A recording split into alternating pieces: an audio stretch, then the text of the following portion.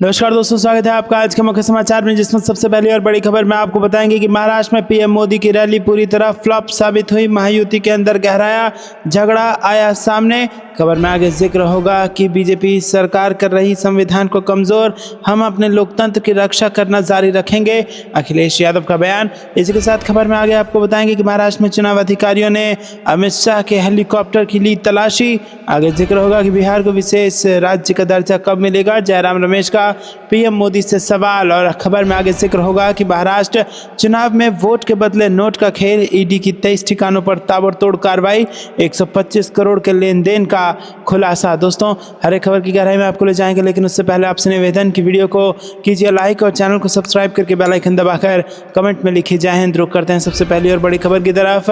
महाराष्ट्र में पीएम मोदी की रैली पूरी तरह फ्लॉप साबित हुई। महायुति के अंदर गहराया झगड़ा आया सामने। जी हाँ दोस्तों, आपको बताएं कि कांग्रेस नेता रमेश चेन्नीथल्ला ने शुक्रवार को बातचीत में प्रधानमंत्री नरेंद्र मोदी की मुंबई में हुई रैली को लेकर कड़ी प्रतिक्रिया व्यक्त की और कहा कि पीएम मोदी की रैली पूरी तरह से फ्लॉप रही और महायुति के अंदर जो गहरे झगड़े चल रहे हैं वो इस रैली में पूरी तरह से उजागर हो गए हैं। दोस्तों, उन्होंने कहा कि हम सभी महाविकास अघाड़ी के दल मिलकर इस खोखली सरकार को उखाड़ फेंकेंगे। रुक करते हैं अगली ब्रेकिंग न्यूज़ की तरफ। बीजेपी सरकार कर रही है संविधान को कमजोर, हम अपने लोकतंत्र की रक्षा करना जारी रखेंगे, अखिलेश यादव का बयान। जी दोस्तों, समाजवादी पार्टी के अध्यक्ष अखिलेश यादव ने शुक्रवार को उत्तर प्रदेश की सरकार की तीखी आलोचना करते हुए उस पर संविधान को कमजोर करने का आरोप लगाया और अपनी पार्टी के लोकतंत्र की रक्षा के लिए प्रतिबद्ध रहने का दावा किया। खैर विधानसभा क्षेत्र से एसपी प्रत्याशी डॉक्टर चारू कैन के समर्थन में जनसभा को संबोधित करते हुए यादव ने कहा कि मुठभेड़ करने वाली सरकार संविधान पर भरोसा नहीं करती। उन्होंने कहा कि हमने लोगों को संविधान के बारे में शिक्षित करने का काम किया है और इंडिया गठबंधन को व्यापक समर्थन मिला है, लेकिन इसका मतलब ये नहीं है कि सत्तारूढ़ पार्टी इसमें दखल नहीं दे सकती। उन्होंने कहा कि हम समाजवादी पार्टी संविधान और अपने लोकतंत्र की रक्षा करना जारी रखेंगे। यादव ने राज्य के नेतृत्व पर भी कटाक्ष करते हुए कहा कि साधु संत कम बोलते हैं लेकिन कलयुग में वो अधिक बोल रहे हैं।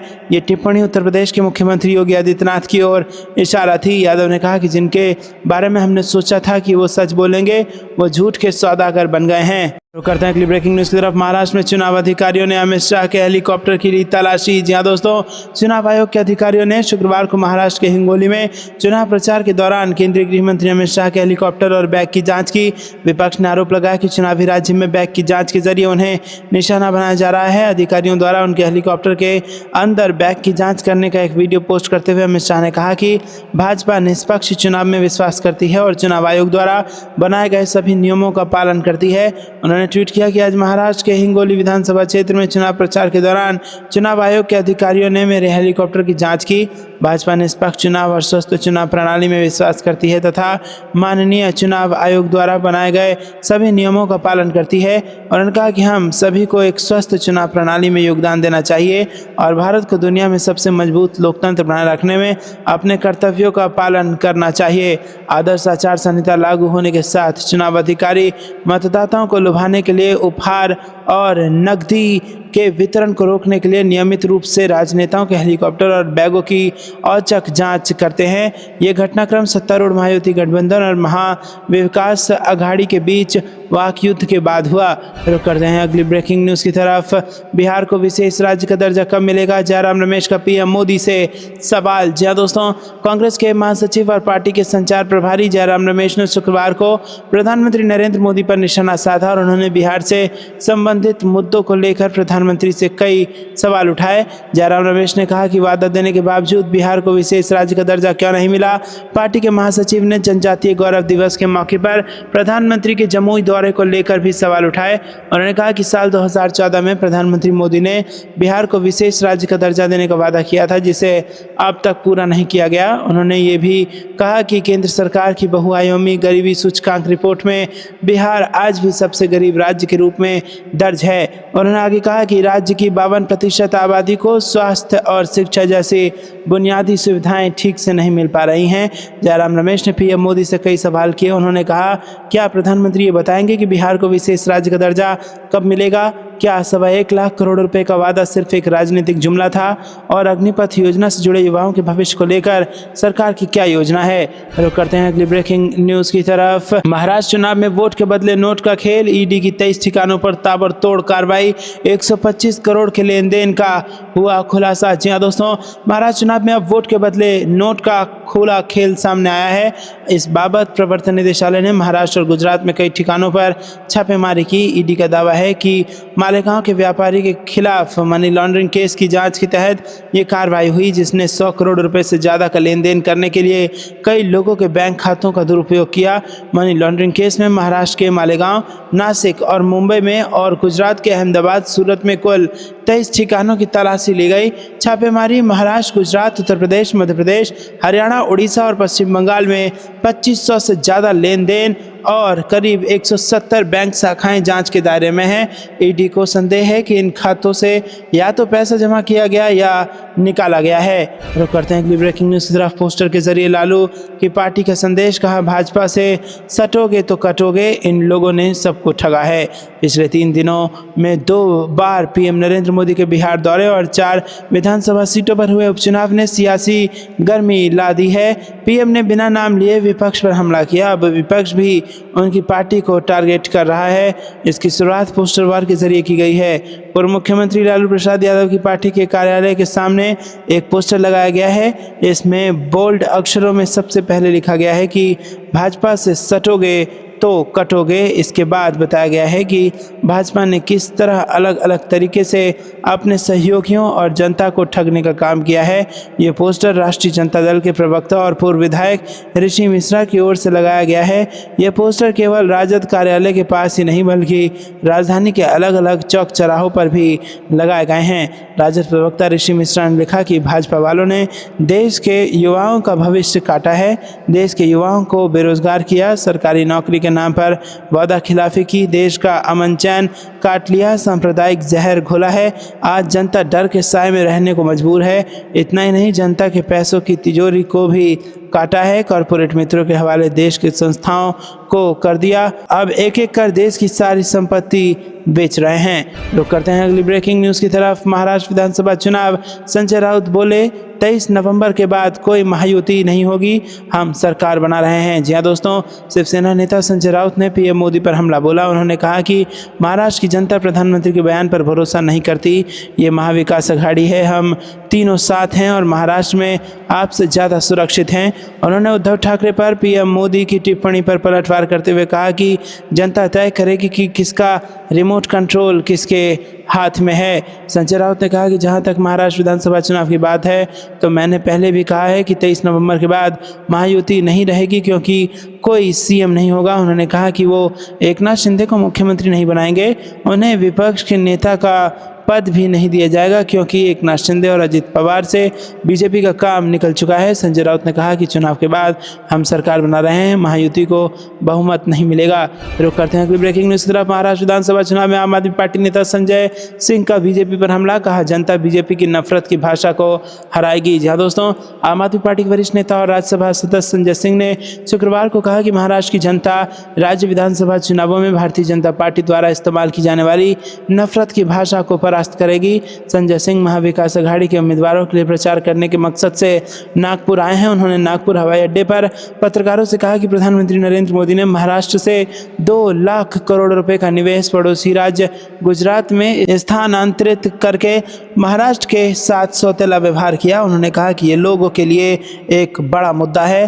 तो करते हैं अगली ब्रेकिंग न्यूज़ की तरफ। सीएम योगी के बटेंगे तो कटेंगे वाले बयान पर शरद पवार का बड़ा बयान। जी दोस्तों, राष्ट्रवादी कांग्रेस पार्टी एसपी प्रमुख शरद पवार ने शुक्रवार को प्रधानमंत्री नरेंद्र मोदी पर समाज को बांटने का आरोप लगाया। चुनाव प्रचार अभियान में दिए गए पीएम मोदी के भाषणों की उन्होंने आलोचना की।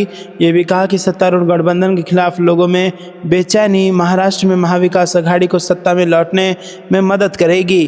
पूर्व केंद्रीय मंत्री ने महाराष्ट्र विधानसभा चुनाव के बाद अजित पवार के फिर से उनके साथ आने की संभावना के बारे में पूछे जाने पर कहा कि बीजेपी के साथ गठजोड़ करने वालों से कोई संबंध नहीं रखा जाएगा।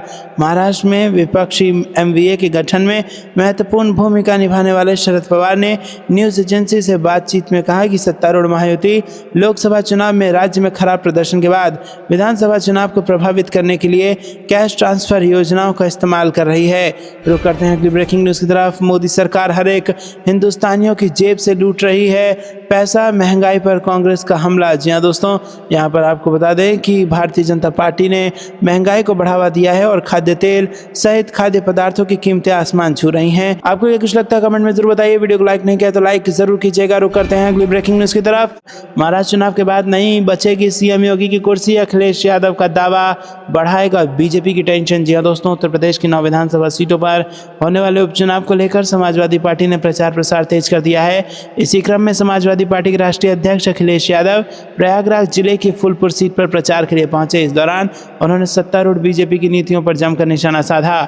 समाजवादी पार्टी के राष्ट्रीय अध्यक्ष अखिलेश यादव ने अपने संबोधन में कहा कि सरकार की नीति ऐसी है कि पढ़े लिखे नौजवानों के आंदोलन करना पड़ रहा है। प्रयागराज में यूपीपीएससी प्रारंभिक परीक्षाओं में नॉर्मलाइजेशन की मांग को लेकर प्रदर्शन कर रहे छात्रों को लेकर भी अखिलेश यादव ने योगी सरकार को घेरा है। सपा सुप्रीमो अखिलेश यादव ने दावा करते हुए कहा कि अधिकारी जानते हैं कि ये सरकार अब चलने वाली नहीं है, ये सरकार जाने वाली है। उन्होंने आगे कहा कि महाराष्ट्र का जो भी परिणाम आए, लेकिन उसके बाद उत्तर प्रदेश के मुख्यमंत्री की कुर्सी नहीं बचने वाली है। जब से इन्हें पता है कि ये चुनाव हारने वाले हैं, तब से अधिकारी के माध्यम से भी डरा धमका रहे हैं।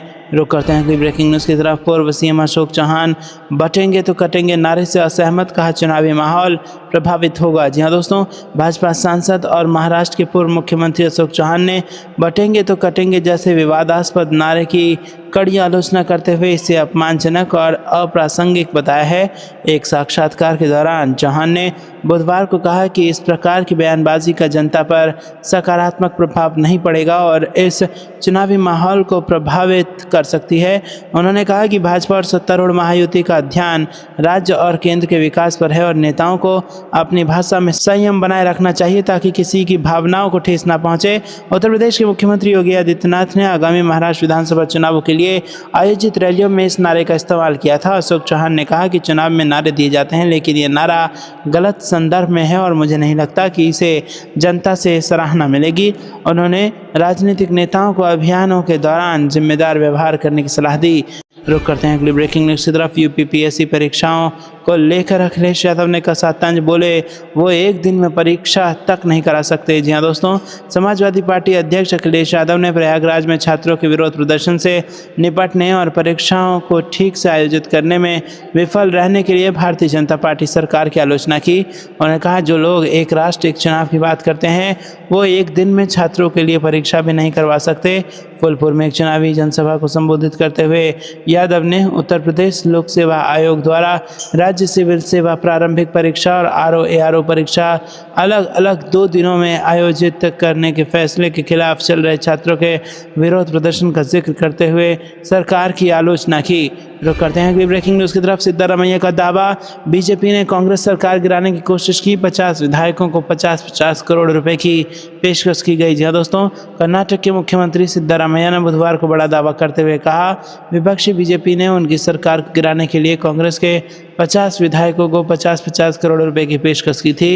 उन्होंने कहा कि कांग्रेस के किसी विधायक ने पेशकश स्वीकार नहीं की, जिसकी वजह से बीजेपी अब उनके खिलाफ झूठे मामले दर्ज करा रही है।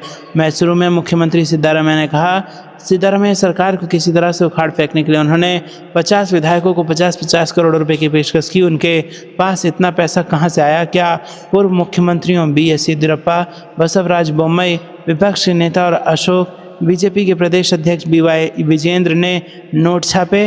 रुक करते हैं अगली ब्रेकिंग न्यूज़ की तरफ। बिहार आने में कोई दिक्कत नहीं, विशेष दर्जा तो दो, पीएम मोदी से बोले तेजस्वी यादव। जी हाँ दोस्तों, प्रधानमंत्री नरेंद्र मोदी के 48 घंटे के भीतर दूसरे बिहार दौरे को लेकर सियासत गरमाई हुई है। पूर्व डिप्टी सीएम और राष्ट्रीय जनता दल के नेता तेजस्वी यादव ने पीएम मोदी पर तंज कसा है। उन्होंने कहा कि प्रधानमंत्री के बाहर आने में कोई दिक्कत नहीं है, मगर राज्य को विशेष दर्जा या विशेष पैकेज तो देना चाहिए। तेजस्वी ने कहा कि मुख्यमंत्री नीतीश कुमार लगातार पीएम मोदी से मिल रहे हैं, उन्हें भी बोलना चाहिए देश भर में जातिगत जनगणना कराई जाए। अभी तक जनगणना ही नहीं हुई है, उसी में एक कॉलम जाति का जोड़ना है। तेजस्वी यादव ने गुरुवार को मीडिया से बातचीत में मुख्यमंत्री नीतीश कुमार के पीएम मोदी के पैर छूने पर तंज कसा। उन्होंने कहा कि सीएम को हर किसी के पैर वो छू रहे हैं, वो अधिकारी तक के पैर छूने लग जा रहे हैं। ऐसे में प्रधानमंत्री के पैर छूने में कोई दिक्कत नहीं है। नीतीश पर हमला बोलते हुए उन्होंने कहा कि सीएम ने पलटी मारने के साथ ही अपनी विचारधारा को भी पलट दिया। रुक करते हैं अगली ब्रेकिंग न्यूज़ की तरफ। महाराष्ट्र में तो सीएम ही हैक हो गया। धारावी में चुनाव प्रचार में पहुंचे कन्हैया कुमार महायुति पर जमकर बरसे। जी हां दोस्तों, महाराष्ट्र विधानसभा चुनाव के मद्देनजर कांग्रेस नेता कन्हैया कुमार प्रदेश के धारावी में पहुंचे हुए हैं, जहां उन्होंने सत्ता पर काबिज महायुति सरकार पर निशाना साधते हुए जनता के बीच में जोरदार भाषण दिया। कन्हैया कुमार ने कहा कि महायुति की नज़र जनता की संपत्ति पर है, इसीलिए इन पर भरोसा मत करना। कांग्रेस नेता कन्हैया कुमार ने कहा कि मैं पहले भी धारावी आ चुका हूं और जो मैंने पहले कहा था वही कह रहा हूं कि महाराष्ट्र में शिवसेना तोड़ दी गई, राष्ट्रवादी कांग्रेस पार्टी को तोड़ दी गई। कांग्रेस के कई सारे नेता जिनको बीजेपी चोर कहा करती थी, वो सब भाजपा में शामिल हो गए हैं। ये सारे लोग इसलिए इकट्ठा हुए हैं क्योंकि धारावी के लोगों की ज़मीन, उनके घर और उनके बिजनेस पर महायुति की नज़र है। कन्हैया कुमार ने कहा कि कांग्रेस पार्टी ने देश को आज़ादी दिलाई है। देश में जब भी कोई आँच आएगी तो सबसे पहले पंक्ति में देश के बचाने के लिए कांग्रेस नजर आएगी। धारावी के लोग जानते हैं कि कांग्रेस पार्टी के लोग लोगों के सुख दुख में खड़े होते हैं। हमने पहले भी कहा था और अभी भी कह रहे हैं कि अगर धारावी के लोगों पर कोई संकट आएगा तो राहुल गांधी ने कहा है कि कांग्रेस का एक एक कार्यकर्ता मिलकर धारावी को बचाएगा।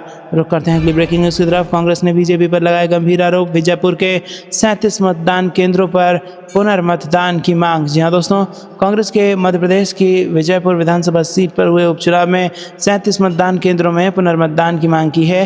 कांग्रेस ने इस बाबत एक पत्र मुख्य निर्वाचन पदाधिकारी को भेजा है। कांग्रेस ने आरोप लगाया है कि सत्तारूढ़ दल भाजपा ने अपनी सरकार का दुरुपयोग कर मतदान को प्रभावित किया है। दरअसल मुख्य निर्वाचन पदाधिकारी को भेजे पत्र में कांग्रेस ने आरोप लगाते हुए लिखा कि 13 नवंबर 2024 को विजयपुर विधानसभा का मतदान संपन्न हुआ, लेकिन समूचे क्षेत्र में सत्तारूढ़ भारतीय जनता पार्टी के संरक्षण में भाजपा नेताओं, असामाजिक तत्वों एवं बाहरी राज्यों से चुनाव प्रचार के नाम पर आए आपराधिक प्रवृत्ति के लोगों द्वारा 37 मतदान केंद्रों पर फर्जी मतदान कराया गया है। मतदाताओं को उनके मताधिकार से वंचित किया गया तथा प्रशासन मौन बना रहा, जिसकी शिकायत कांग्रेस प्रत्याशी द्वारा कर दी गई है। रुक करते हैं अगली ब्रेकिंग न्यूज़ की तरफ। न्याय यात्रा का पहला चरण पूरा, कांग्रेस बोली दिल्ली में बदलाव की मांग। जी हाँ दोस्तों, राजधानी दिल्ली के विधानसभा चुनाव की आधिकारिक घोषणा में अभी थोड़ा समय बाकी है, लेकिन सभी राजनीतिक दल पूरी तरह से चुनावी मोड में आ चुके हैं और अपने विरोधियों पर लगातार हमला करने के साथ खुद को जनता का हिमायती बताकर उनके बीच लगातार अपनी उपस्थिति भी दर्ज करा रहे हैं। इसी कड़ी में दिल्ली कांग्रेस ने बीते 8 नवंबर को दिल्ली प्रदेश अध्यक्ष देवेंद्र यादव के नेतृत्व में दिल्ली न्याय यात्रा की शुरुआत की थी।